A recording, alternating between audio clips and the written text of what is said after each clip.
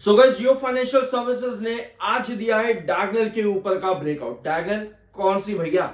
जो पिछले 10 से 12 वीडियो से हम डिस्कस कर रहे थे, जियो फाइनेंशियल सर्विसेज में ये डायगोनल का एक बहुत इंपॉर्टेंट रिस्ट्रिक्शन जोन रहा है। आज इसके ऊपर का ब्रेकआउट हुआ है। क्या दिन के आखिर तक ये ब्रेकआउट सस्टेन होगा? अगर सस्टेन होता है तो यहां से नेक्स्ट रिस्ट्रिक्शन कौन से आ रहे हैं, इस वीडियो में सभी चीजों को देखेंगे। साथ में कंपनी अपने क्वार्टर 2 के नंबर्स कल के दिन अनाउंस करने जा रही है। प्री एनालिसिस ऑलरेडी अवेलेबल है चैनल पर। आपको पता है सितंबर क्वार्टर कंपनी सबसे बेस्ट परफॉर्मेंस करती है, तो प्री एनालिसिस भी फटाफट से यहां पर लेंगे। वीडियो को एंड तक देखना। We are NISM 7 certified, subscribe जरूर कर देना। शुरुआत करते हैं आपकी सबसे पहली खबर से। तो जियो फाइनेंशियल सर्विसेज, यहां पर आप कहें कि सॉरी अभी आएंगे खबर पे, लेकिन ये वाली डायगोनल थी जिसके बारे में बात कर रहा था। इस डायगोनल के ऊपर कल भी ब्रेकआउट आपको बन रहा था, लेकिन दिन के आखिर में सेलिंग आई।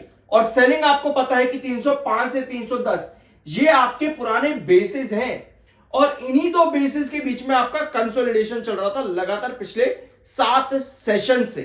पिछले 7 सेशन से 305 से 310 के बीच में आप क्या कर रहे थे? कंसोलिडेट कर रहे थे, यानी कि वापस से इनको बेसिस बनाने की कोशिश। और बेसिस कब बनते हैं? जब आपका ब्रेकआउट हैंगिंग बेस पर जाकर के बने। और आज के दिन ये डायगोनल के ऊपर ब्रेकआउट दिया। आप देखना ये है कि कमिंग सेशन में ये ब्रेकआउट सस्टेन हो पाता है या फिर नहीं।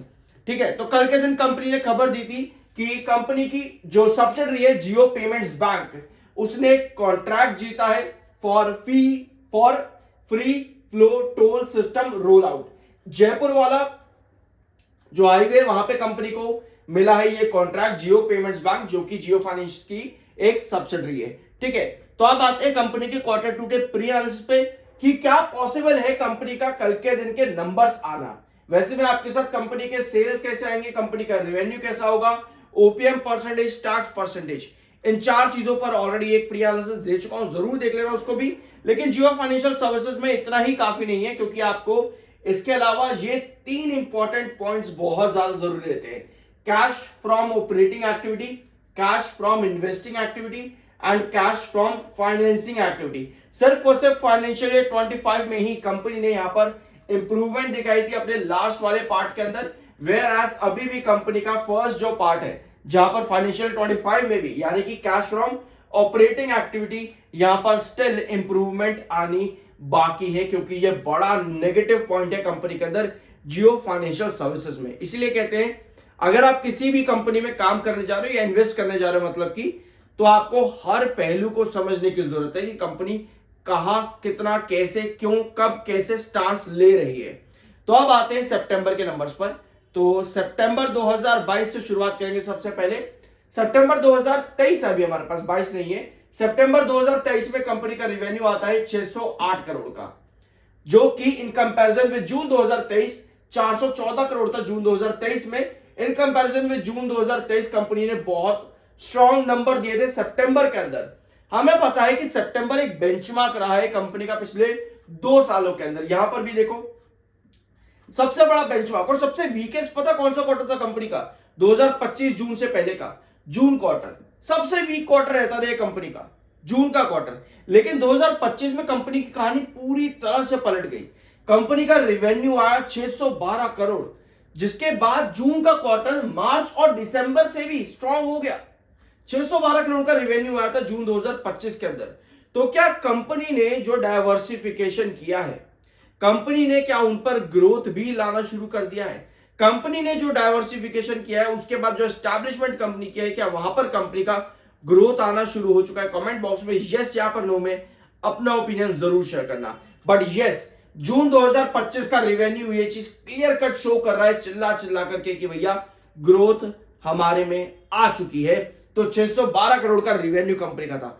अभी हमें मालूम है एक चीज और, कि 2 सालों के अंदर कंपनी का सितंबर क्वार्टर सबसे बेस्ट परफॉर्म करके गया। तो क्या हम यहां पर अच्छी उम्मीद कर सकते हैं कंपनी क्या करती है 2023 और 2024 के अंदर? 2023 में कंपनी का रेवेन्यू लगभग 200 करोड़ बढ़ा इन कंपैरिजन विद जून। 2024 में भी कंपनी का रेवेन्यू लगभग 250 करोड़ के ऊपर का इंक्रीज इन कंपैरिजन विद जून इन सितंबर 2024। तो ऐसे में क्या कंपनी एक बड़ा नंबर लेकर के आ सकती है 800 से 750 करोड़ का? अगर ऐसे नंबर कंपनी लेकर के आ जाती है, मतलब कि अगर हम पास को देख रहे हैं 2023 2024 जहां सितंबर क्वार्टर एक बेंचमार्क आ रहा है, तो ऐसे में भैया पॉसिबल है कि कंपनी एटलीस्ट 700 करोड़ का रेवेन्यू टच कर सके, जो कि कंपनी के लिए एक बड़ा बेंचमार्क होगा। ये पॉसिबिलिटी है। अभी कंपनी ने नंबर नहीं दी, नंबर कल आएंगे। ये पॉसिबिलिटी कंपनी 700 करोड़ तक के रेवेन्यू जनरेट कर सकती है, जो कि quarter on quarter and year on year basis पर एक बहुत बड़ा इंप्रूवमेंट होगा। अब ओपीएम परसेंटेज जो कि कंपनी का 70 के आसपास ही रहता है, 70-80% के आसपास रहता है, तो वो काफी ज्यादा हाई है। तो अगर रेवेन्यू बढ़ भी जाता है, ओपीएम परसेंटेज आपका गिर भी जाता है थोड़ा सा भी, तब भी कंपनी अच्छे प्रॉफिट्स पर आती देखने को मिल सकती है। यानी कि कंपनी के प्रॉफिट्स क्या कल हमको 400-500 करोड़ देखने को मिल सकते हैं। क्या कंपनी इस बेंचमार्क को ब्रेकआउट कर पाएगी कल के दिन, जो कि आया था सबसे लोएस्ट टैक्स परसेंटेज पे, क्योंकि मात्र 11% का टैक्स था कंपनी का। यहां पर वैसे कंपनी का टैक्स रहता है एवरेज 20% का, लेकिन सितंबर 2024 के अंदर कंपनी का टैक्स सिर्फ 11% था, ऑन एवरेज 20% होता है। तो अगर कंपनी का टैक्स परसेंटेज सितंबर क्वार्टर में गिरता है, तभी कंपनी इस बेंचमार्क को तोड़ पाएगी प्रॉफिटेबिलिटी के। अदरवाइज पॉसिबल है कि कंपनी शायद ईयर ऑन ईयर बेसिस पर इतना स्ट्रॉन्ग प्रॉफिट ना दे पाए। अगर कंपनी का टैक्स परसेंटेज 20% पे ही रहता है, तो कंपनी सिर्फ क्वार्टर ऑन क्वार्टर बेसिस पर प्रॉफिट का बेंचमार्क दे पाएगी। Otherwise year on year basis company के शायद ये प्रॉफिट्स देखने को ना मिले इतने स्ट्रॉन्ग। तो ये पॉसिबिलिटी है अभी, बाकी देखते हैं कल कंपनी क्या नंबर्स देती है। टेक्निकल पॉइंट ऑफ व्यू पे 43.8 का MFI, 46.5 का RSI। अगर आपने यहां तक वीडियो देखा है तो सब्सक्राइब जरूर करके जाना, because we are NISM 7 certified. ठीक है, तो अब आते हैं चार्ट पैटर्न पे। इस डायगोनल के बारे में हम बात कर रहे थे, एक बार रिजेक्शन, 2 बार रिजेक्शन, 3 बार रिजेक्शन, यहां पर 4 बार रिजेक्शन मिला और 310 305 ये आपका इंपॉर्टेंट कंसोलिडेशन बेस बनाने के बाद में आज इस डायगोनल के ऊपर का ब्रेकआउट मिल रहा है। अब इस डायगोनल के ऊपर का ब्रेकआउट तो भैया मिल गया, अभी हम मिड डे में क्या यहां पर स्टेबिलिटी बन पाएगी या फिर नहीं। ठीक है, ये है 310 का रिस्ट्रिक्शन।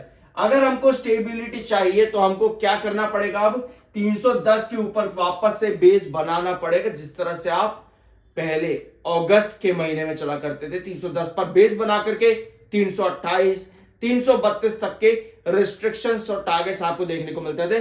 तो ये ब्रेकआउट आज डायगोनल के ऊपर बना है। इस डायगोनल के ऊपर अगर आपको सस्टेनेबिलिटी चाहिए तो 310 के ऊपर आपको स्टेबिलिटी चाहिए होगी यहां पर, और ये है 1 आवर टाइम फ्रेम का चार्ट पैटर्न।